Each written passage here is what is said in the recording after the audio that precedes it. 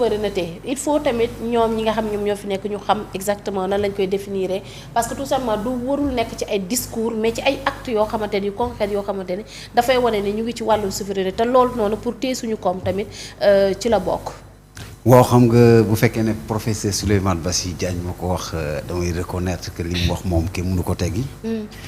Vu la situation économique du Sénégal nga xam ne sillon yi dafa rouge ñun dañ doon alerter lépp mi ngi commencé parce que l'autre jour je me rappelle le premier ministre bi mu def conférence de presse ak premier ministre bu Mauritanie. dafa ne ñoom du ñu nangu restructuration de la dette. Il a fait même il a pris un exemple de Égypte mu ne Égypte. Égypte FMI accompagné na ko bi mu nekkee ci ay difficultés ma ne ko il faut que mu def très attention il y en a certains pays yoo xam ne accepté woon des pays africains comme le Ghana Tchad et ainsi de suite accepté woon na ak FMI ñu def restructuration de leur dette. Même Ghana bi mu ko defee da nga gis ces eurobonds da ngay gis taux de pourcentage de 40% à 50% bi ko Ghana defee mais moom nee na du ko def. parce que bu fekkee ne nee nga doo ko def war nga indi benn plan de sortie de crise ñoom bi ñu gis c'est-à-dire que mooy d'abord le plan de redressement. te le plan de redressement dafa am ay manquements yoo xam ne ñun yàgg nañ ko wax. plan bi finalité plan bi ba tey waxuñu ko boo capter des ressources yooyu foo koy jëmee. parce que plan bi 3 ans rek lay durer te on a vu que li indi problème mu Sénégal yëpp ñu ngi commencé ci conférence de presse bi Ousmane Sonko defoon en septembre.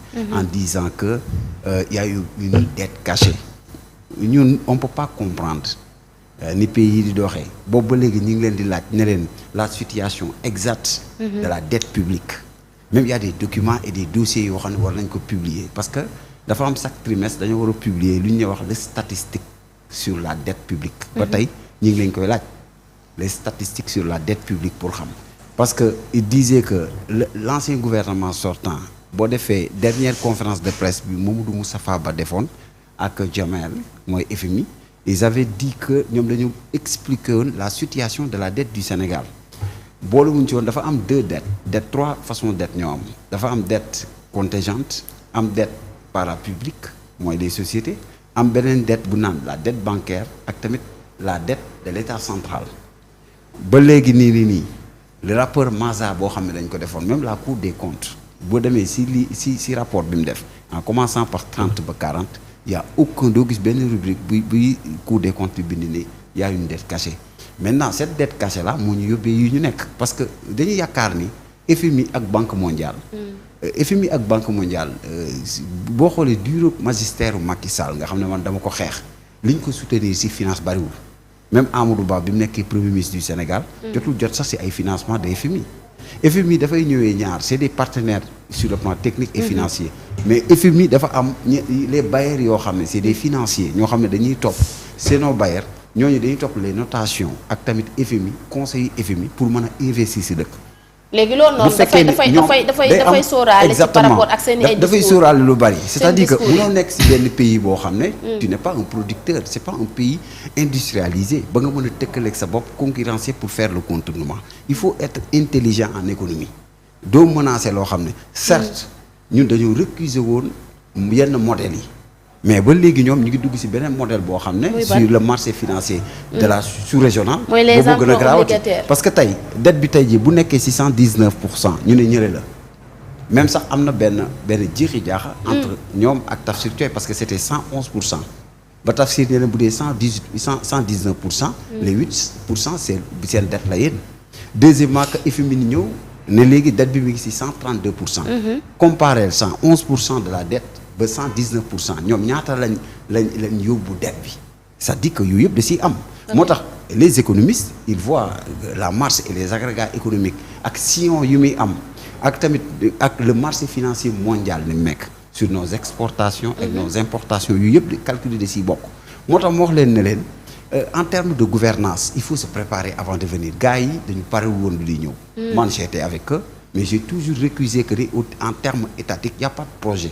C'est la géostratégie et la géopolitique il faut que connaître le monde et les finances mondiales nan lay demee parce que dañ nekk ci benn monde boo xam ne ça se décline par des plus forts nit ñi dañuy économie yi bousculante la sur le plan financier ak d'autres tey jii boo ne da ngay continuer FMI. yow premier ministre tu parles aujourd'hui en attaquant FMI demain le président de la République il dit que ne FMI baaral c'est-à-dire que les solutions à trouver sur ça. man nee naa ko modèle égyptien boobu mu tudd keroog baaxul parce que Égypte bi mu amee problème en 2022 dañoo choisir bañ a def restructuration pour dañoo dévaluer 50% de leur monnaie.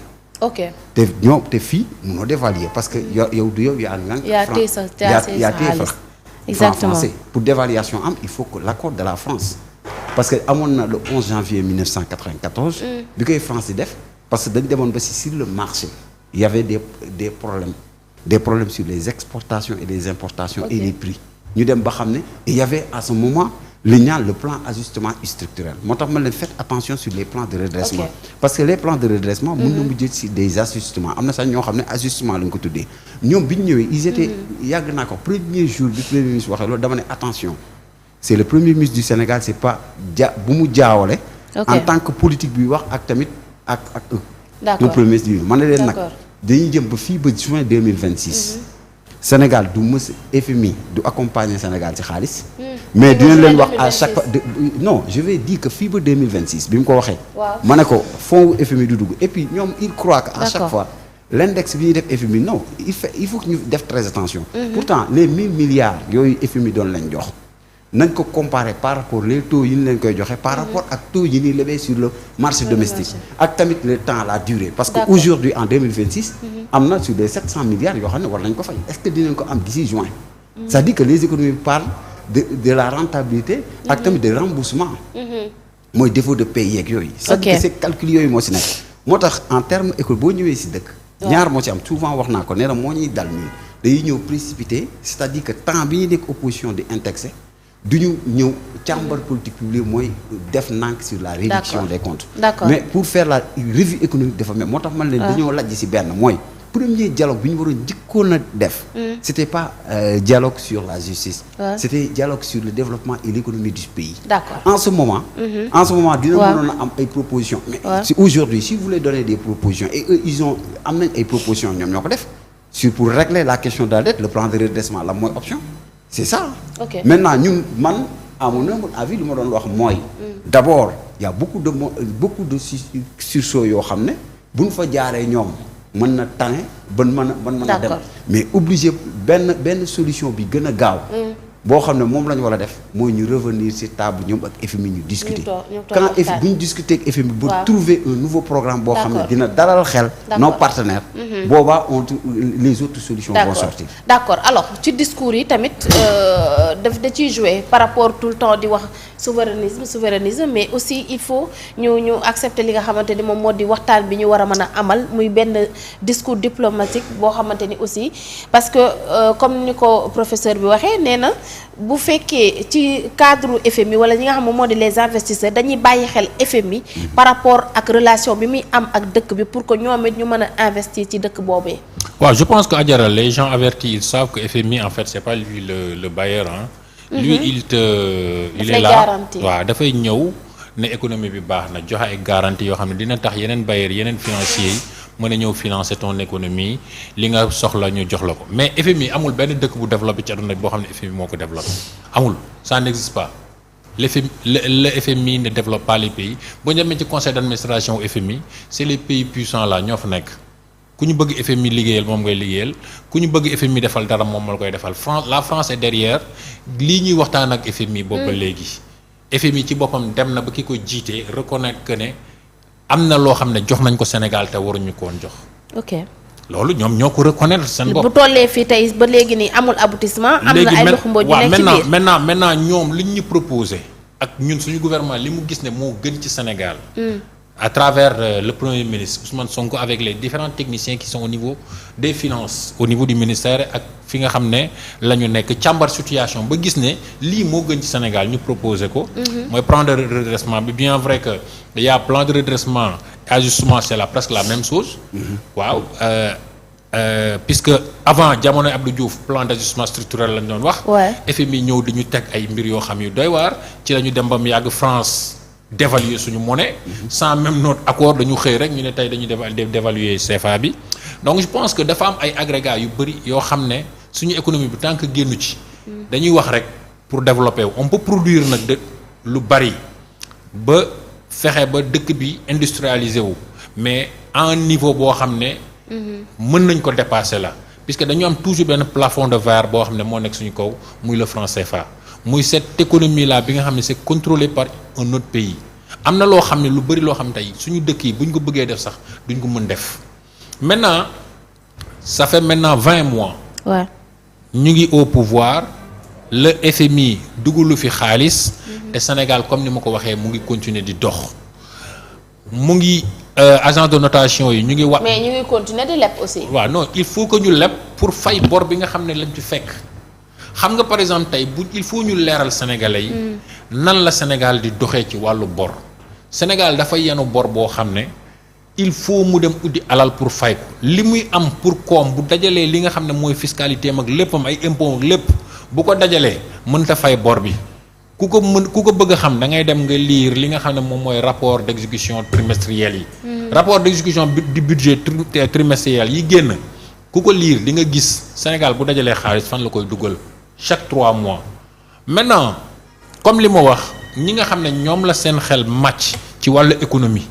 ñu ciy wax di ci joxe ay propositions que soit ñu nekk ay journalistes que soit ñu nekk ay professeurs. nañu trouver le Sénégal ak le gouvernement sénégalais des solutions par rapport à cette situation.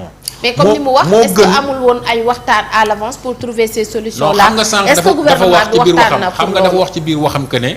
on ne sait pas ce régime là ne s'est pas préparé avant de venir au pouvoir.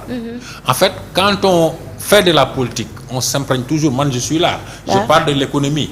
mais je suis pas un spécialiste en économie. am na loo xam ne dama koy lire dans les rapports am na loo xam ne dama koy lire dans les médias pour pouvoir comprendre un peu comment ça marche.